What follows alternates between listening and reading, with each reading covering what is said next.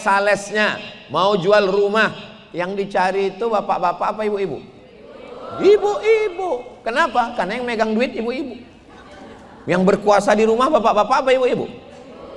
Tuh ngaku semua. Suaminya itu kan iya aja. Papa, ayo kita tolong Palestina. Iya bu. Ustadz Somad, ya, saya selalu disindir suami saya Pak Ustadz. Katanya dia suami takut istri. Apa hukumnya kalau suami itu takut istri?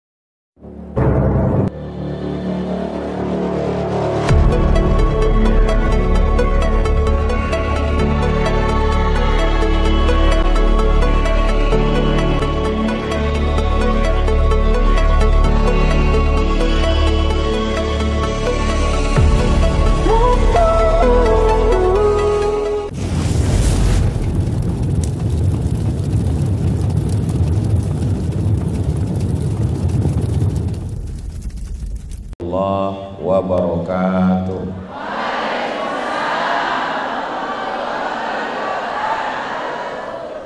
Kalau Tuan pergi ke Batam, jangan lupa membeli ikan dari bunyi sambutan salam. Sepertinya jamaah belum sarapan.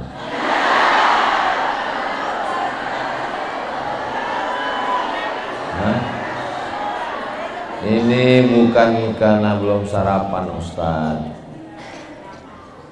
Memang cantik burung balam, terbang ke Pulau Buru dari bunyi sambutan salam, karena jamaah terlalu haru.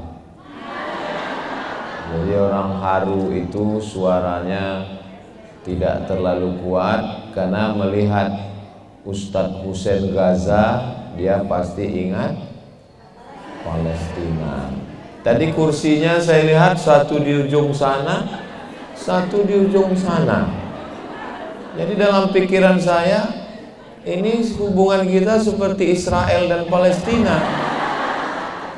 Yang saya khawatirkan, Ustadz Hussein selalu identik dengan Palestina. Berarti saya astagfirullah. Kita doakan Ustadz Hussein Gaza sehat walafiat, panjang umur. Beliau ujung tombak memberitakan yang benar tentang Palestina bagi masyarakat Indonesia. Saya kalau nggak ngerti tentang Gaza, tentang Palestina, nanyanya ke Ustadz Hussein, karena informasinya valid. Jangan nanya ke AI, jangan nanya ke Google, karena dia cuman ngumpulkan berita tanpa berpikir yang benar. Gak bisa Google itu diajak berpikir. Cobalah Google ajak berpikir. Google, apa pendapatmu tentang ini? Gak bisa. Makanya kawan berpikir itu adalah manusia yang punya hati, pikiran, dan rasa. Mudah-mudahan kita masih manusia.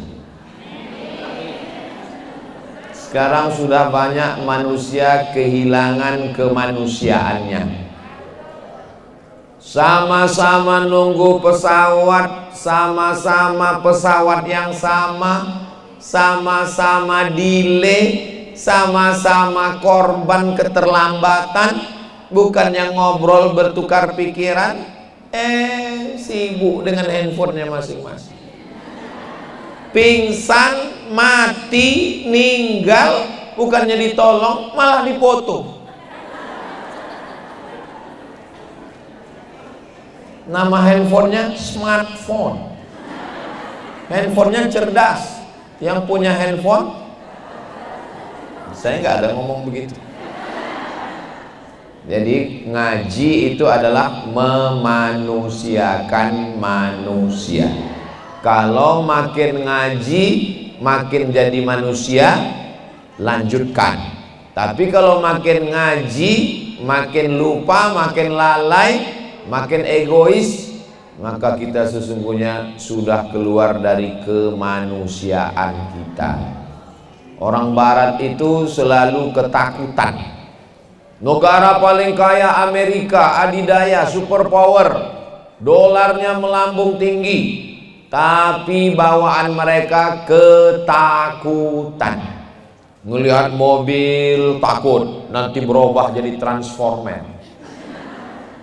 Duduk di pinggir laut takut nanti keluar makhluk dari dalam laut naik ke atas, namanya Godzilla.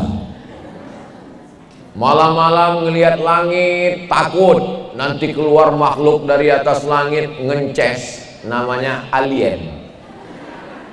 Dan yang paling mereka takutkan bukan transformer, bukan Godzilla, bukan alien. Yang mereka takutkan adalah Islam. Makanya namanya Islamophobia, ketakutan terhadap Islam. Makanya nama-nama seperti nama kami ini susah untuk masuk negara-negara yang takut sama Islam. Siapa nama? Abdul Somad, usir, meledak langsung. Siapa nama? Ustadz Hussein, forbidden, jangan kasih masuk. Makanya ibu kalau punya anak kasih namanya Alexander, tapi di rumah Iskandar. Saya sebetulnya pancing senyum itu ini untuk menunjukkan bahwa ibu-ibu ini nggak punya utang. Gimana kita mau bantu Palestina kalau punya utang? Ustadz kok tahu kami nggak punya utang? Kelihatan dari senyumnya yang lepas.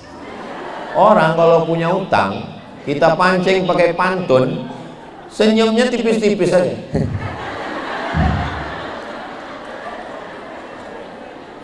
Kalaupun ada yang senyumnya berat, itu bukan karena utang, tapi karena memikirkan Palestina. Mudah-mudahan yang punya utang lunas utang. Banyak juga.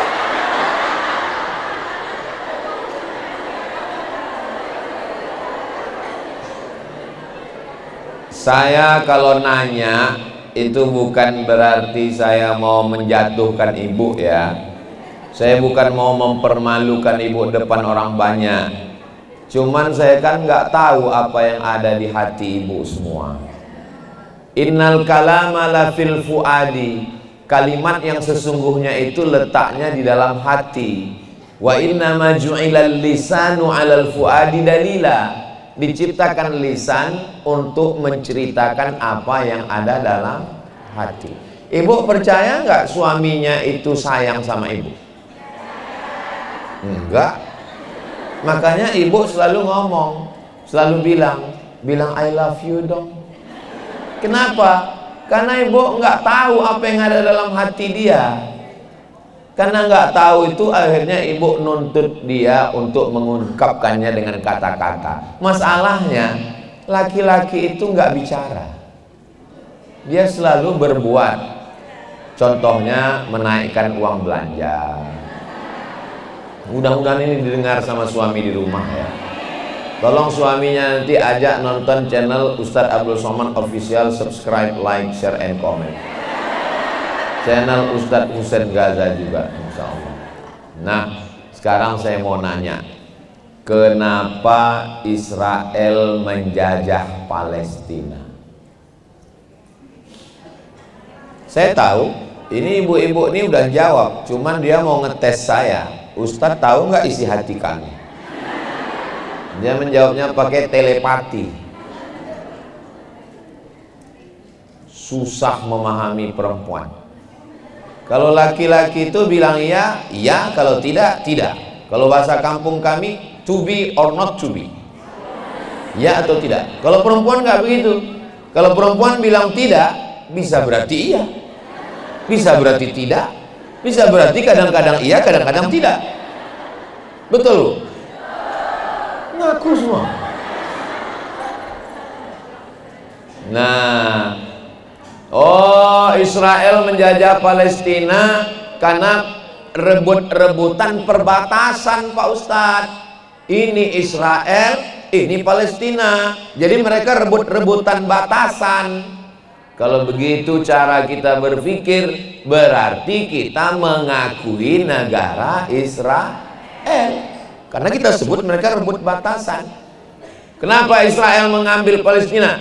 Ya karena Israel itu Pak Ustadz penjajah. Maka Israel itu menjajah Palestina. Kalau begitu sama berarti kita mengatakan Belanda menjajah, Jepang menjajah. Berarti ada negara Indonesia, ada negara Belanda. Itu secara nggak sengaja kita sudah mengatakan bahwa ada negara Israel. Coba kalau yang nanya anak kita, mama, kenapa Israel menjajah Palestina? Ya memang udah dari dulu begitu. Sebelum mama lahir, waktu mama kecil nonton TVRI, itu memang sudah, siapa namanya presiden Palestina yang selalu pakai sorban? Yasser Arafat. Yang tahu berarti udah tua. Anak-anak sekarang ditanya udah, saya tahu, saya pura-pura nanya aja. Masa profesor nggak tahu? Nah ini keluar setannya kan? Ada 5 alasan mengapa ada penjajahan terhadap Israel. Kira-kira yang 5 ini bisa diingat? Belum saya sampaikan. Gimana mau diingat?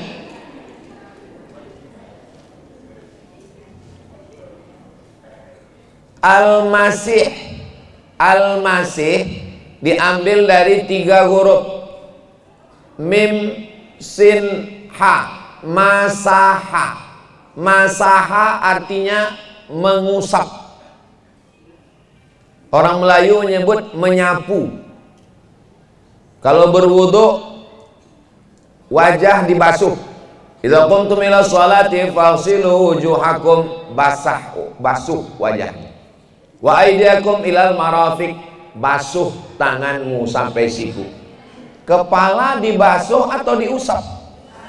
Diusap. Gak ada orang wudhu hidupkan keran. Kepala itu diusap, diambil air, diusap kepala. Al-Masih artinya 2. Pertama diusap, karena waktu dia lahir badannya diusap. Yang kedua, Al-Masih artinya mengusap, karena dia mengusap. Ada orang lumpuh, diusapnya sehat. Ada orang buta, diusapnya melek. Ada orang kena kusta, diusapnya sehat. Maka dia disebut dengan Al-Masih. Tapi ada satu lagi, Al-Masih juga. Ditunjuknya tanah. Ya ardu umbuti, wahai tanah, tumbuhkan tanaman. Tumbuh tanaman. Jangan-jangan yang numbuhkan dia juga. Dia tunjuk langit. Ya sama imtiri, wahai langit, turunkan hujan. Turun hujan. Ada orang mati, dia tunjuk. Ya mayit, wahai mayit, qum, berdiri. Dia Al-Masih juga, tapi dia tidak asli. Maka disebut dengan Al-Masih Dajjal. Dajjal artinya palsu. Ada mangkok, yang ini mangkok emas, yang ini mangkok juga, cuman disepuh pakai air emas. Orang Arab menyebut mangkok emas ini namanya wi'a zahabi, zahab emas. Tapi yang ini disebut wi'a mudajjal, ini namanya mangkok palsu, mangkok dajjal. Yang satu Al-Masih asli, Al-Masih. Satu lagi mirip seperti Al-Masih, ngusap juga, tapi musuhnya Al-Masih, disebut dengan Al-Masih Dajjal. Tapi jangan gara-gara ini nanti teman ibu pakai emas imitasi bilang, kamu kok pakai Dajjal sekarang?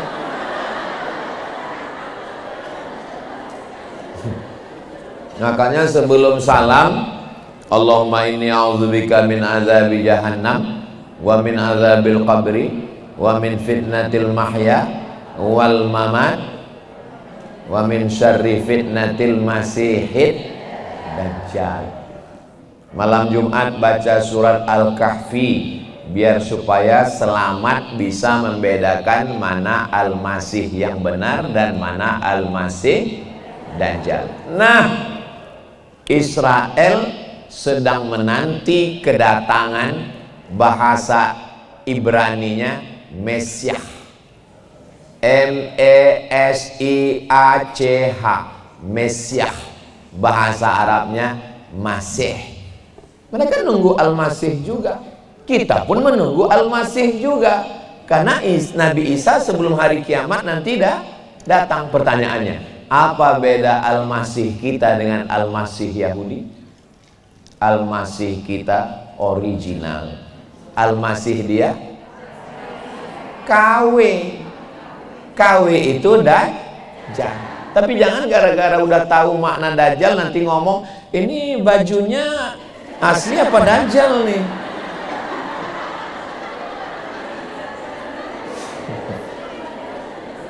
Jelas? Apanya yang jelas? Bahwa kita menanti kedatangan Nabi Isa sebelum hari kiamat tiba. Dan mereka pun menantikan kedatangan Mesiah. Dan Mesiah yang dimaksud itu adalah Al-Masih Ad-Dajjal. Nah, gimana caranya supaya Al-Masih Ad-Dajjal itu turun? Supaya dia datang itu gimana caranya? Supaya dia datang, maka mesti melakukan 5 hal. Apa yang 5 itu? Jangan kemana-mana, kita lanjutkan setelah yang 1. Biasanya kami kalau di TV gitu. Yang pertama, supaya dia turun, supaya dia datang, maka semua Yahudi mesti kembali ke Palestina. Yahudi dulu pontang-panting tersebar ke seluruh dunia. Ada di Eropa, ada di Rusia, ada di Afrika, ada di Arab, ada di Jerman. Lalu kemudian tahun 1946 mereka datang beramai-ramai, kumpul semua seluruh dunia. Jumlah mereka sekarang 5 juta orang. Penduduk Lampung berapa? 9 juta. Jawa Timur berapa? 45 juta. Jawa Barat berapa? 50 juta. Dia cuman 5 juta. Kita nggak perlu angkat senjata, nggak perlu pakai meriam bom atom. Cukup kita arahkan pipa WC kita ke sana. Kita serentak jam 6 pagi. Siap, gerak. Dan malam itu semuanya makan kerupuk jengkol. Mati Israel. Kenapa itu tidak terwujud? Karena perjuangan kita tanpa komando, tanpa komandan, serabutan, gak jelas. Nggak ada komandannya, nggak ada komandonya, nggak ada strateginya. Pas lagi Palestina diserang, heboh. Habis itu hilang berita Palestina gara-gara Walid.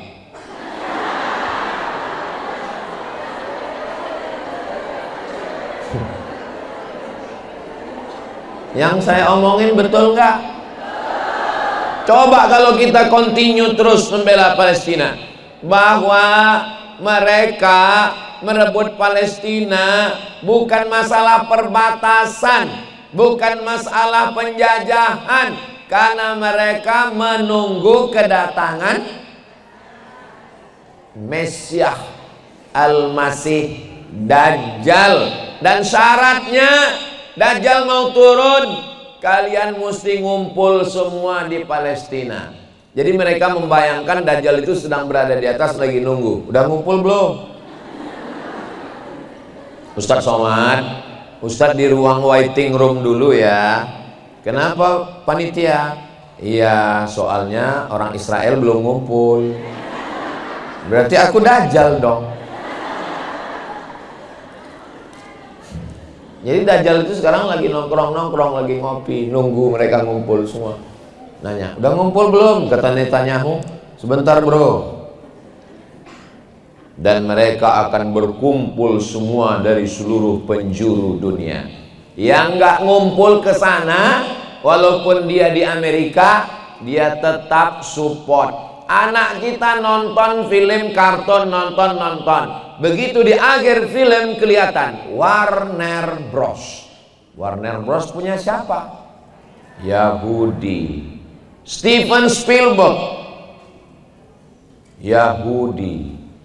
Menteri Luar Negeri Amerika dari dulu, Madeleine Albright, Yahudi. Rothschild, orang-orang kaya yang mendonatur presiden-presiden Amerika nggak akan terpilih kalau bukan dari donatur ini. Siapa dia? Yahudi, garis kanan ekstrim yang mendukung. Maka jangan pernah berharap bahwa politik Amerika akan berpihak kepada Palestina, karena mereka sebenarnya diatur oleh protokoler Yahudi.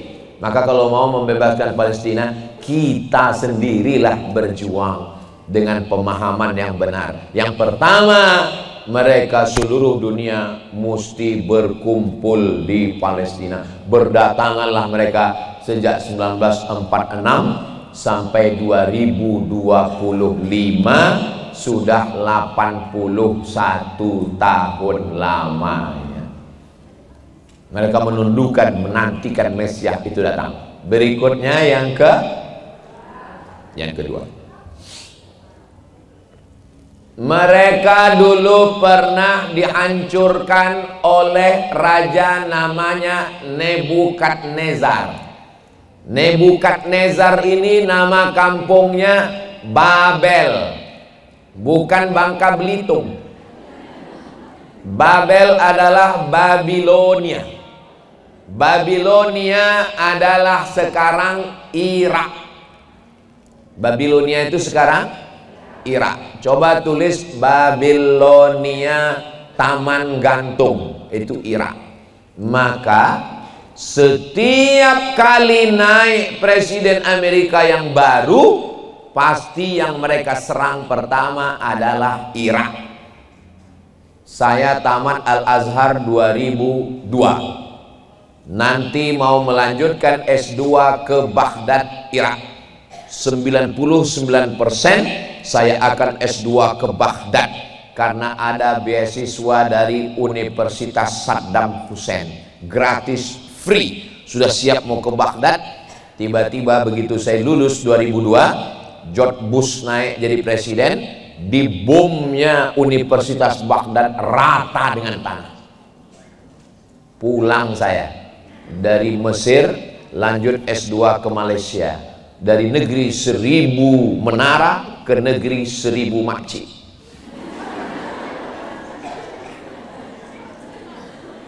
Nggak jadi saya ke Baghdad. Kami dulu gitu, Bu. Jadi kami kalau pas lagi musim haji, nongkrong di Masjidil Haram, itu nanya informasi S2. Kau S2 di mana? Aku S2 di India. Oh, gimana S2 di India? Biaya murah, daging murah, haji bisa tiap tahun, bisa kerja, dan ada kelebihan. Apa kelebihan di India? Bisa bahasa Arab, bisa bahasa Inggris, bisa bahasa Urdu. Kya hal hai diki. Bagus, masuk nominasi. Ah, kalau gitu nanti aku India. Kau di mana? Aku sekarang lagi di Maroko. Maroko gimana? Maroko enak, ada saljunya. Kita bisa posting, update status. Untuk apa posting kalau duit nggak ada? Maroko nggak masuk nominasi, walaupun akhirnya saya ke Maroko juga. Baghdad mantap. Baghdad gimana? Baghdad kita bisa haji tiap tahun sambil kerja naik bis. Dari Irak ke Saudi naik bis. Oh mantap. Biaya kuliahnya berapa?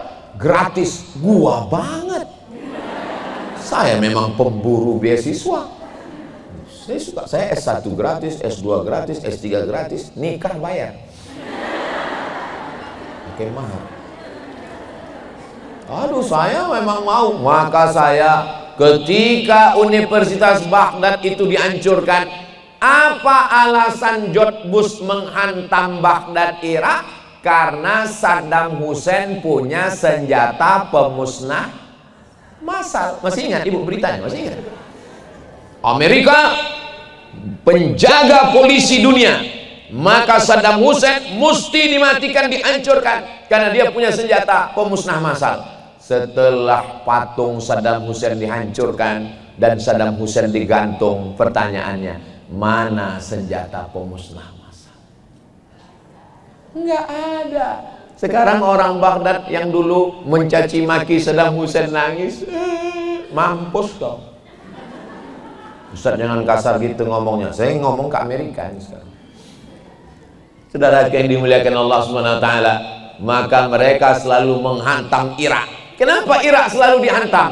Karena dendam kesumat Yahudi bahwa mereka sakit hati gara-gara raja Irak dulu mengambil Palestina, namanya Nebukadnezar. Yahudi ini pendendam. Israel tidak mengirim pejabat tinggi ke Vatikan sekarang. Ikut beritanya. Kenapa mereka tidak mengirim pejabat tinggi ke Vatikan untuk menghadiri pemakaman Paus Fransiskus? Karena mereka sakit hati dengan Paus. Karena Paus tidak suka terhadap penjajahan di Palestina. Pun dendam. Dulu ada panglima angkatan, panglima tentara Yahudi, matanya buta sebelah, namanya Jenderal Musa Dayan. Tulis di Google, Jenderal Musa Dayan. Dia minta, akhirnya Perdana Menteri Prancis minta kepada Presiden Mesir, nama presidennya Anwar Sadat. Pak Anwar Sadat itu mumi Fir'aun itu sedang kena bakteri virus. Tahu mumi? Makanya jangan suruh anak manggil mamanya mumi.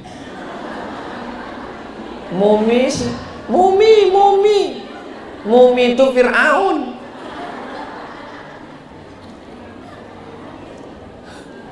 Kata Perdana Menteri Prancis, De Gaulle namanya, kata dia, ini mumi yang ada di Kairo ini kena virus, nanti kulitnya akan busuk. Kata Anwar Sadat, terus piye mas? Ya udah, kami punya dokter yang bisa menyembuhkan. Akhirnya mumi yang ada di Kairo diterbangkan ke Paris, Prancis.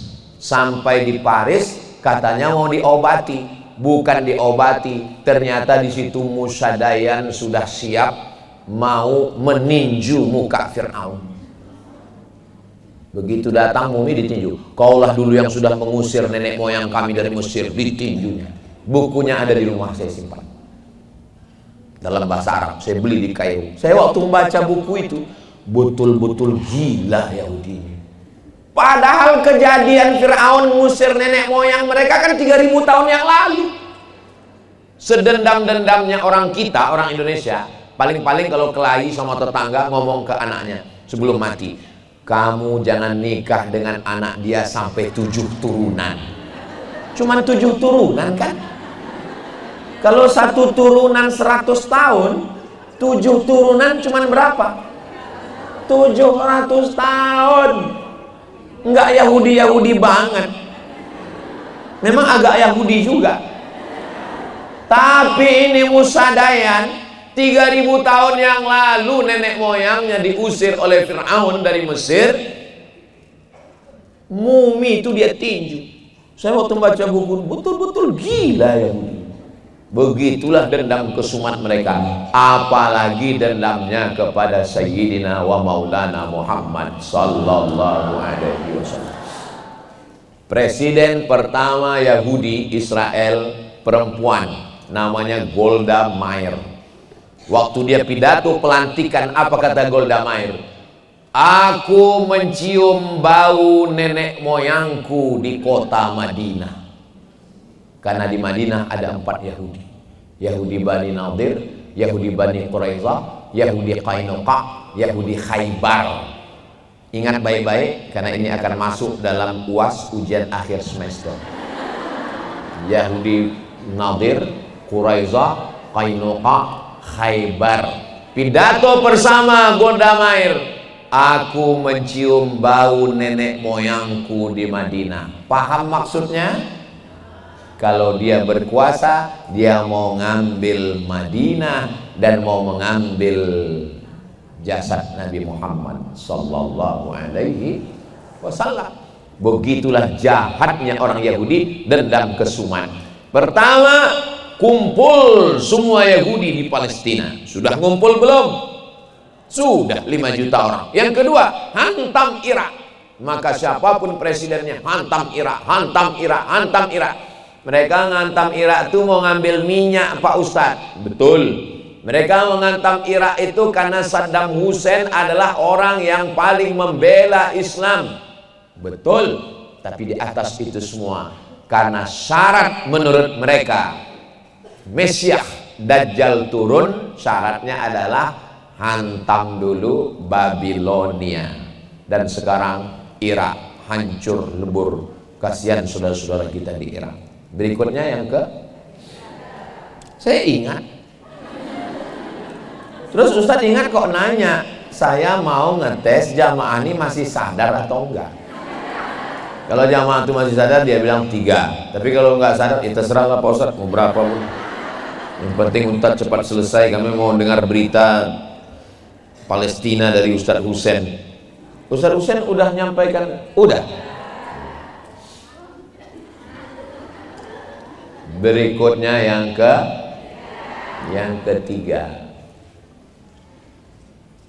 mesti ditanam satu pohon, namanya pohon gharqad. Saya naik bis dari Kairo sampai ke Bukit Saint Catherine, Jabal Musa. Kami naik ke atas jam 2 malam. Insya Allah nanti panjang umur sehat badan kita naik ke atas. Ongkos tanggung masing-masing. Habis itu turun lagi, kami lanjutkan perjalanan sampai ke satu kota. Kotanya dikasih pagar di tengah. Oh, seperti ini. Yang ini Mesir, yang sana Israel. Palestina. Mohon maaf Bu, kotanya dikasih nama kotanya Rafah. Di perbatasan itulah saya melihat, dan saya lihat ada tanaman hijau. Waktu saya tanya, itu pohon apa? Itulah pohon gharqad Pak Ustadz. Apa betul mereka itu nanam gharqad Ustadz Hussein? Betul kata Ustadz Hussein. Kalau udah Ustadz Hussein bilang ini berarti ya. Kenapa mereka menanam gharqad? Karena nanti ketika terjadi peperangan, maka semua batu-batu pun akan berkata, ya abadallah, wahai hamba Allah, hadza Yahudi khalfi, ini ada orang Yahudi Israel di belakangku, faktulhu, bunuhlah dia. Batu pun akan bicara, tapi ada satu pohon yang membela mereka. Pohon itu namanya pohon gharqad. Saya sudah tulis gharqad di Google, kok nggak keluar Pak Ustadz. Coba tengok tulisannya, garqad. Pakai ghain, ra, qab, dal, qaf, dal, gharqad. Tapi handphone saya belum bisa tulis Arab Pak Ustadz. Berarti belum mu'alaf, belum login. Nanti kita syahadatkan. Ada itu pengaturannya di situ. Tulis di situ gharqad. Habis itu coba ya, jangan-jangan handphone saya belum masuk Islam juga. Gharqad, syajaratul gharqad, ghain, ra, qaf, dal, enter. Aha, kok lambat ya, habis pula paket. Gharqad, kalau bisa ditampilkan di sini, tampilkan Mas. Gharqad. 1400 tahun yang lalu Nabi sudah memberitahu. Saya semakin yakin bahwa Nabi Muhammad itu adalah Nabi yang diutus oleh Allah Subhanahu wa ta'ala. Seandainya yang dia katakan itu Gharqad sekarang tidak ditanam orang Yahudi, mungkin kita akan berkata, mana itu yang kata Nabi Syajaratul Gharqad? Ternyata mereka memang menanamnya. Kalau terjadi nanti peperangan, kita datang. Dan ketika itu, kapan Palestina itu akan menang, Pak Ustadz? Coba tengok bunyi kalimatnya. Batu berkata, ya Abdallah, wahai hamba Allah, hadza Yahudi khalfi, ini ada Israel di belakang saya. Batu tidak berkata, ya Saudi, ya Misri, ya Lampungi, ya Minangkabau. Tapi yang dipanggil Yahudi, yang dipanggil pohon, yang dipanggil oleh batu adalah ya Abdallah. Yang bisa perang melawan Israel itu adalah Abdullah, hamba Allah. Hamba Allah itu siapa? Abdullah, Abdurrahman, Abdurrahim, Abdus Somad.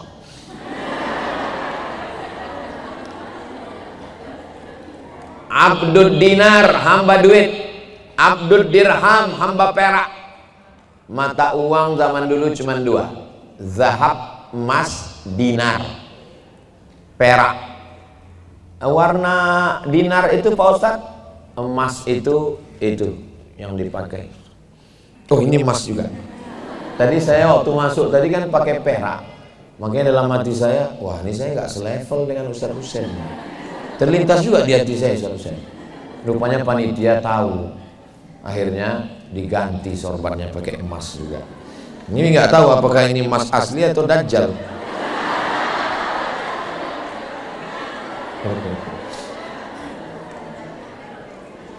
Kalau masih menjadi hamba harta, hamba kuasa, hamba tahta, hamba wanita, hamba Toyota, jangan pernah mimpi untuk membunuh Israel.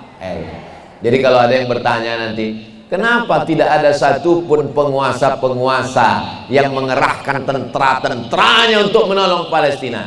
Karena semua masih menjadi hamba harta, hamba kuasa, hamba wanita, hamba Amerika. Nanti ketika manusia sudah menjadi hamba Allah, tidak ada yang dia takuti, hanya Allah. Mungkin bukan di zaman ibu, tapi zaman anak ibu. Ibu mau anak ibu menjadi pembebas Palestina? Dari bunyinya sepertinya nggak mau. Iya Pak Ustadz, tapi saya kan bukan orang Arab. Yang membebaskan Palestina itu Arab. Yang membebaskan Palestina Salahuddin Al-Ayyubi.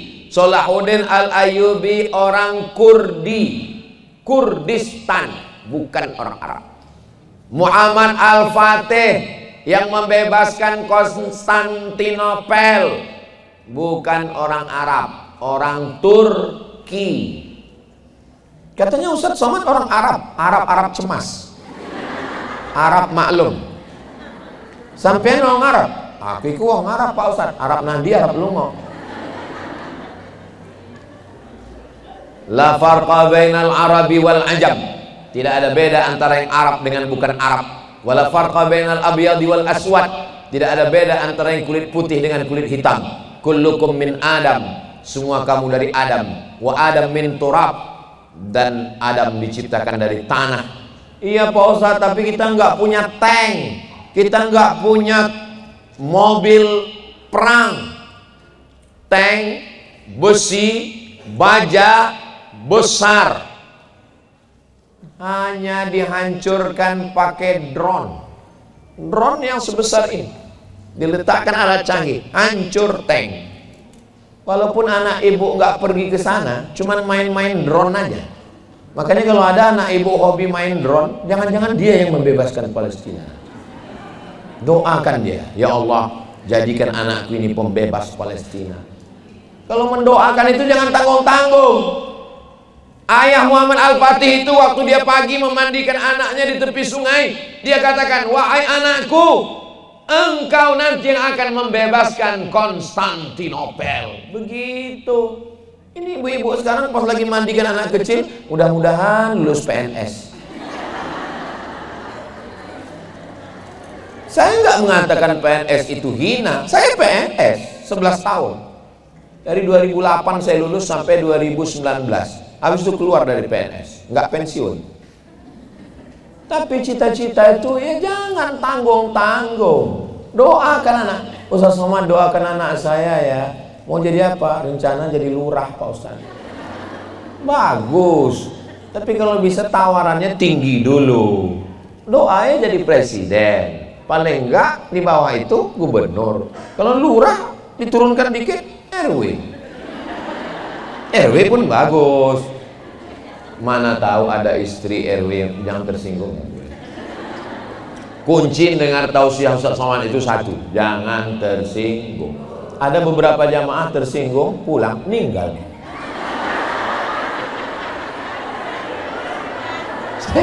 Saya bukan nakut-nakut. Ada ibu yang tersinggung?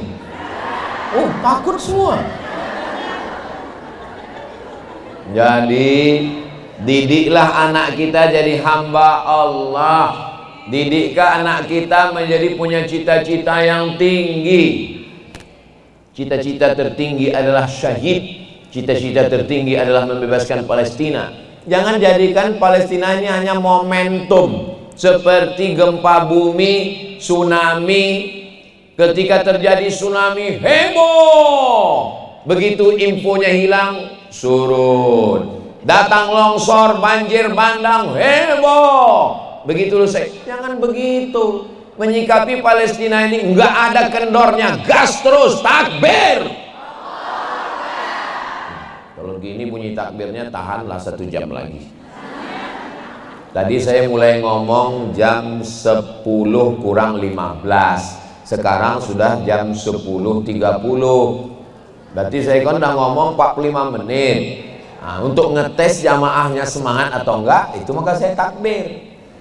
Saya dengar takbirnya tadi kuat, berarti masih kuat. Soalnya kalau saya takbir Allah Akbar, terus jadi Allahu Akbar. Itu langsung aja. Demikianlah ini yang saya sampaikan dan berkah. Pertama, semua Yahudi Israel pindah ke Palestina sejak 1946. Yang kedua, bantai Irak, karena Irak Nebukadnezar dulu menghantam Israel. Yang ketiga, tanam pohon-pohon hijau.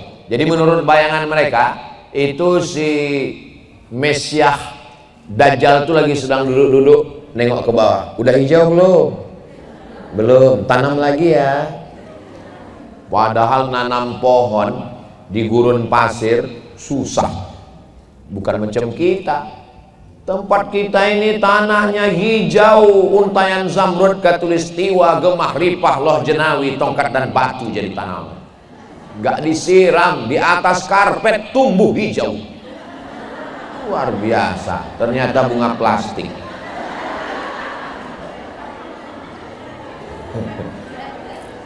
Berikutnya yang keempat.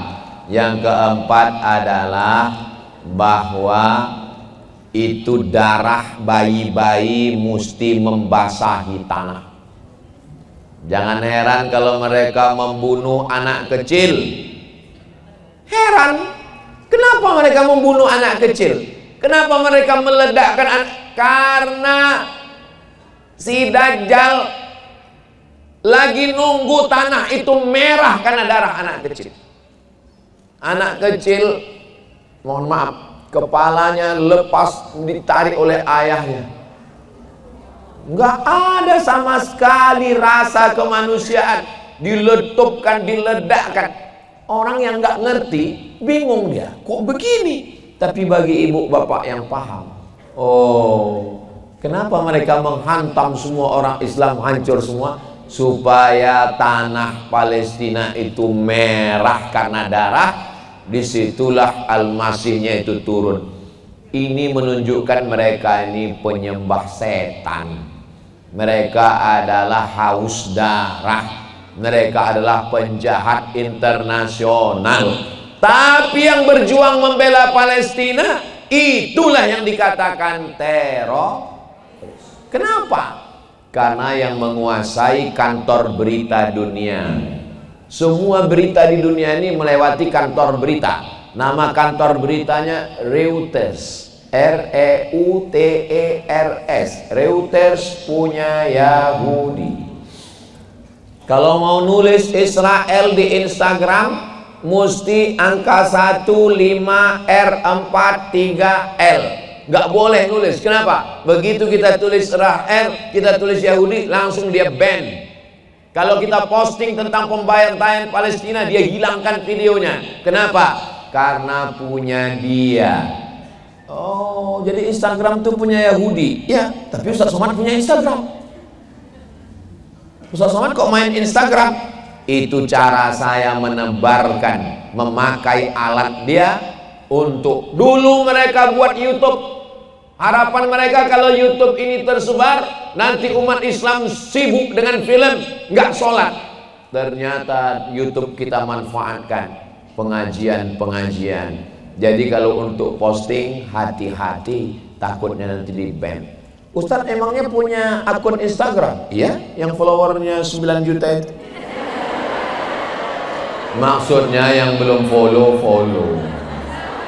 Ibu sudah follow? Alhamdulillah.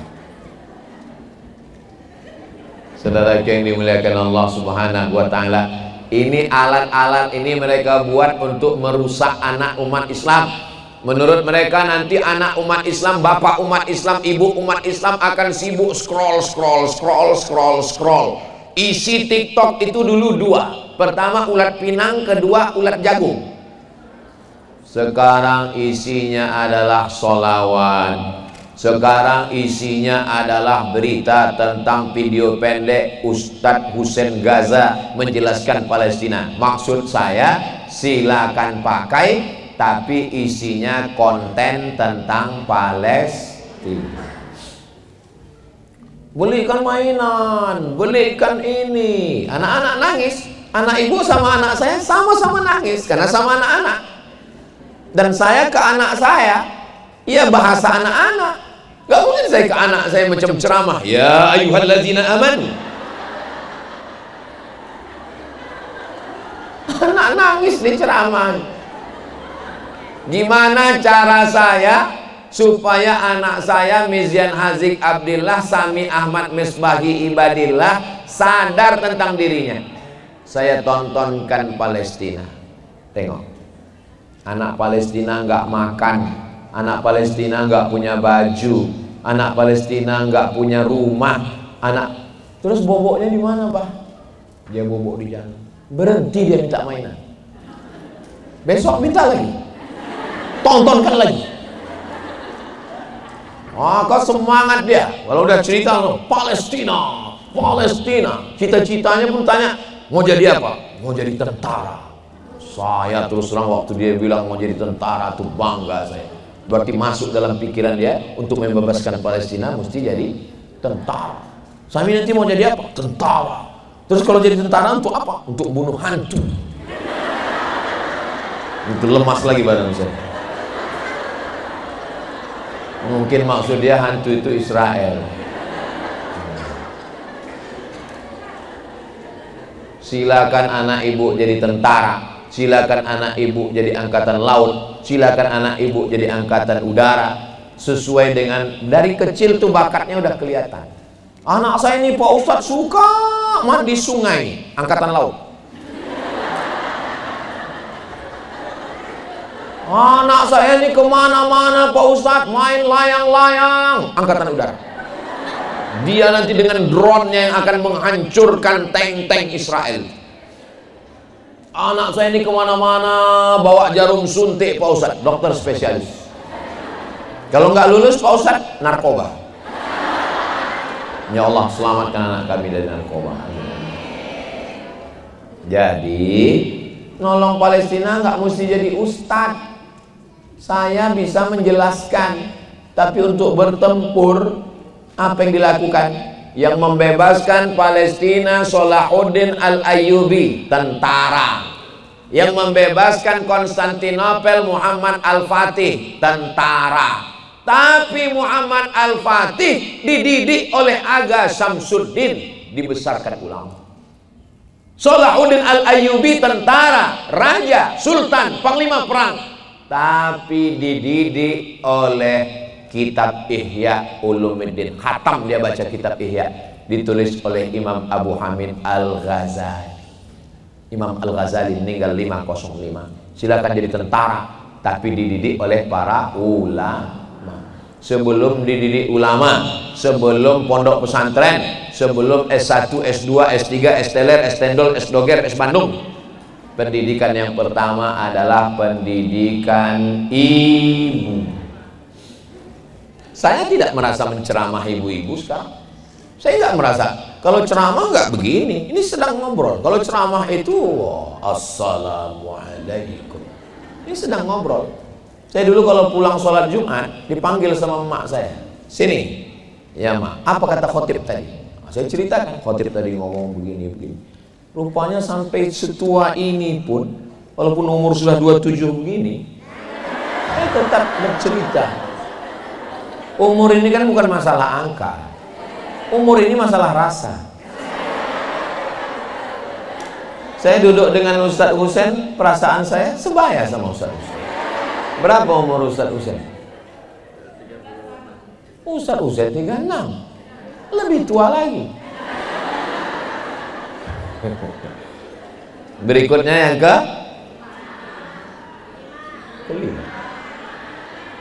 kelima. Setelah darah tumpah, berikutnya yang kelima.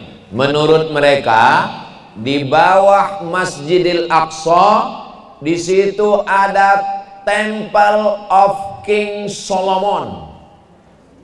Tulisannya di Google Temple.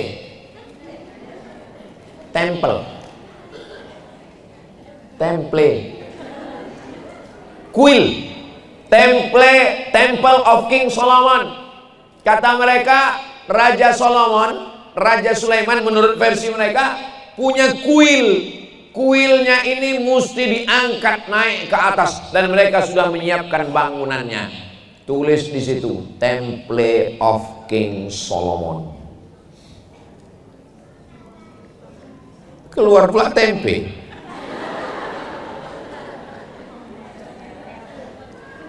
Temple of King Solomon. Nah, itu dia.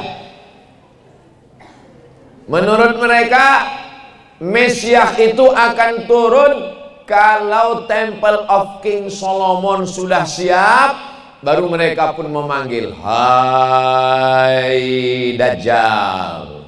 Mereka nggak menyebutnya Dajjal, yang menyebut Dajjal itu kita. Mereka menyebutnya Mesias. Oh Mesias, syarat-syaratnya sudah siap. Datanglah, datang. Kayak manggil jelangkung juga. Saya dulu pernah waktu kecil SD diajak orang manggil jelangkung. Keranjang arang. Siapkan keranjang arang. Habis itu jangka, nanti jangkanya berputar-putar. Habis itu kemudian kertas. Nanti kertasnya akan nulis nama untuk SDSB Porkas. Jelangkung jelangsek, kami panggil kau datang. Hai, sepi sunyi. Berharap nanti jangkanya berdiri akan nulis. Rupanya terkentut. Begitulah mereka memanggil, mempersiapkan alat-alatnya supaya Mesias Al-Masih Dajjal itu datang. Mereka begitu seriusnya. Serius mereka untuk menyambut kedatangan Mesias. Kita serius? Kita lebih serius menghadapi Idul Fitri. Beli toples baru, gorden baru. Oh, ibu kok nggak puasa? Musafir. Ibu kok nggak puasa? Sakit lambung. Ibu kok nggak puasa? Mah akut. Ibu kok nggak puasa? Demam. Wah, pas giliran mau hari raya, siap semua. Hari raya Bu, oh Islam. Mereka sangat siap menyambut Mesias. Maka datang seorang berkeluarga negaraan Prancis namanya Roger Garaudi. Tulisannya Roger Garaudi. Kata dia, Israel membangun negaranya berdasarkan mitos. Dia membuat satu mitos, cerita bullshit, omong kosong, lalu dia buat negaranya. Akhirnya terwujud berdiri karena serius. Agama kita benar, tapi kita nggak serius. Agama dia mitos, tapi dia serius. Serius dia membuat negara ini. Akhirnya Roger Garaudi ditangkap, dimasukkan ke dalam penjara karena dia menulis kebenaran. Tapi dia sudah berani. Dia berani masuk Islam dan dia berani menulis. Itulah mengapa saya sampai hari ini tidak bisa keluar negeri. Karena ceramah-ceramah saya ternyata sebagiannya dipotong-potong, diterjemahkan orang, lalu kemudian dianggap sebagai anti-Israel. Maka ibu pun hati-hati juga. Khawatirnya nanti ibu nggak bisa keluar rumah ke mall. Insya Allah kita di Indonesia aman damai, insya Allah, amin. Indonesia sampai hari ini tidak membuka hubungan diplomatik dengan Israel. Tidak ada kedutaan Israel di Jakarta, dan tidak akan sampai hari kiamat. Allah menjaga pemerintah Republik Indonesia ini. Tapi itu tergantung kekuatan ibu-ibu sekalian. Yang paling dikhawatirkan sekarang bukan bapak-bapak. Yang dikhawatirkan adalah grup WhatsApp gerakan mak-mak garis keras. Kalau ada orang mau jual mobil, mau jual keramik, mau jual pedang, mau jual pisau, mau jual apapun, sales-salesnya, mau jual rumah, yang dicari itu bapak-bapak apa ibu-ibu? Ibu-ibu. Kenapa? Karena yang megang duit ibu-ibu. Yang berkuasa di rumah bapak-bapak apa ibu-ibu? Tuh ngaku semua. Suaminya itu kan iya aja. Papa, ayo kita tolong Palestina. Iya, Bu. Ustadz Somad, ya, saya selalu disindir suami saya, Pak Ustadz. Katanya dia suami takut istri. Apa hukumnya kalau suami itu takut istri, Pak Ustadz? Suami yang takut istri itu nanti kalau dia mati di akhirat, dia tidak kena azab kubur. Karena pas mau diazab, kata malaikat, yang ini nggak usah diazab karena udah terlalu azab di dunia.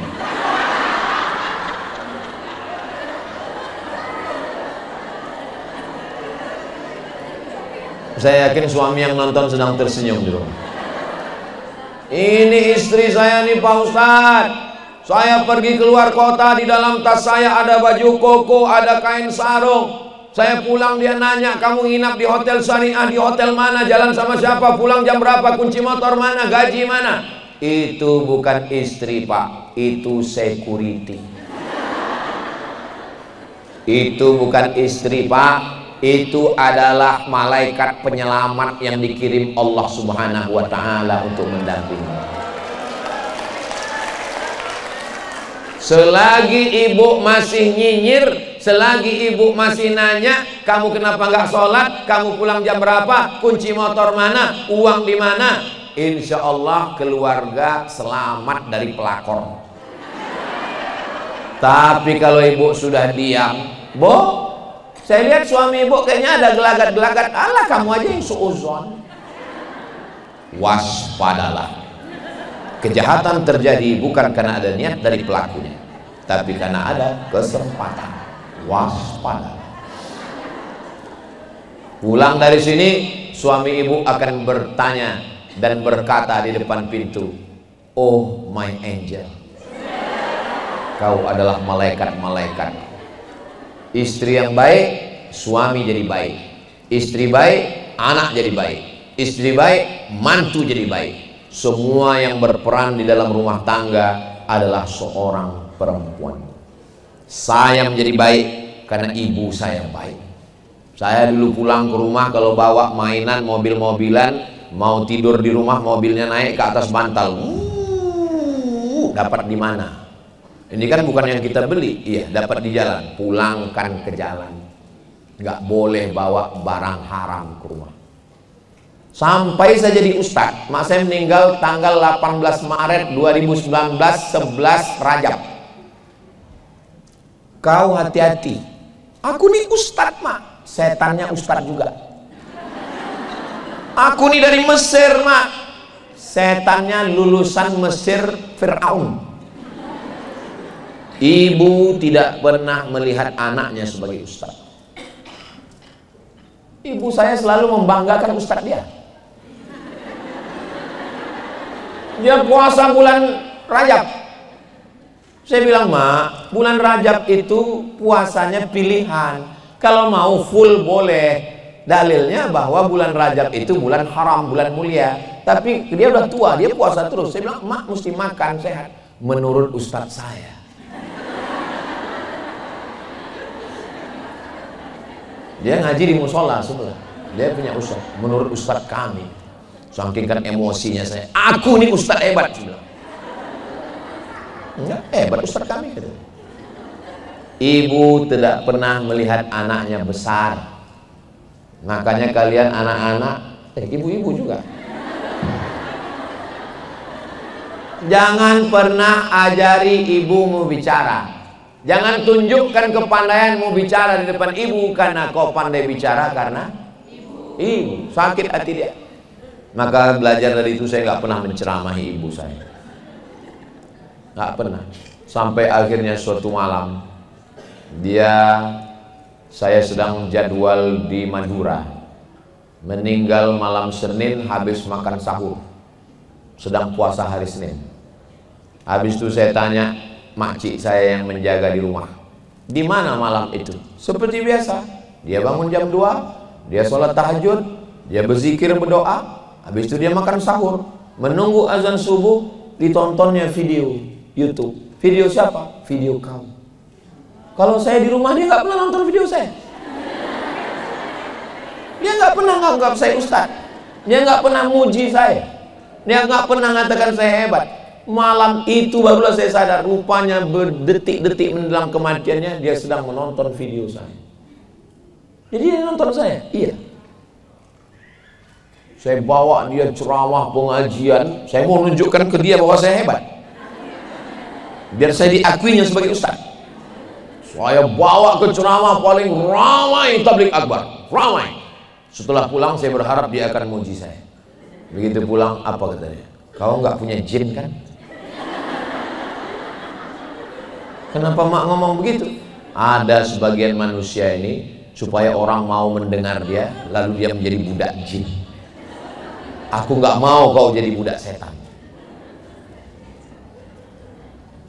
Begitulah ibu mendidik saya. Saya kuliah S1 Al-Azhar, S2 ke Maroko, S3 ke Sudan. Waktu saya daftar ke Sudan, umur dia sudah 70. Saya mau nakut-nakuti dia. Mak, nanti kalau aku ke Sudan, mak tinggal di rumah ini sendiri. Aku 2 tahun di Sudan nggak pulang-pulang. Apa kata dia? Silakan kau berangkat. Semua kita akan mati dan menghadap Allah sendirian. Seandainya mak saya mentalnya nggak mental baja, mental kerupuk, mungkin saya nggak akan pergi ke Mesir. Mak, aku mau ke Mesir. Jangan. Saya anak pertama, adik saya anak kedua. 4 tahun nggak pernah pulang. Dari 98, 99, 2000, 2001, 2002 baru pulang. Setelah saya punya anak, rindu. Saya tanya dia, aku punya anak, rindu aku. Aku 4 tahun di Mesir, mak nggak rindu. Rindu aku sama kau. Jadi gimana cara mak mengobati rindu? Ku cari anak-anak di gang yang hitam macam kau.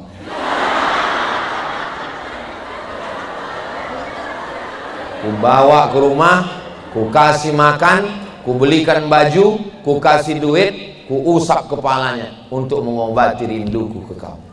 Kenapa mak kirim aku jauh-jauh ke Mesir, ke Maroko? Supaya kau jadi orang. Kalau ku letakkan kau di rumah, celah ketiak kau jadi hantu. Begitu ibu saya mendidik saya. Pendidikan pertama adalah ibu. Kalau ibunya baik, anaknya akan menjadi Salahuddin Al-Ayyubi. Anaknya akan menjadi Muhammad Al-Fatih. Tapi kalau ibunya sundel bolong, nyiblorong, suster ngesot, mak lampir, nenek sihir. Entah kenapa ya, saya heran, kenapa hantu itu kebanyakan perempuan. Ibu-ibu mesti tuntut ke Komisi Perlindungan Perempuan. Mesti ada perwakilan dari Lampung yang menuntut ke Komisi Perlindungan Perempuan supaya diseimbangkan antara hantu laki-laki dan hantu perempuan. Nyi Blorong, Sundil Bolong, mak lampir, nenek sihir, dan semua ketawa hantu perempuan.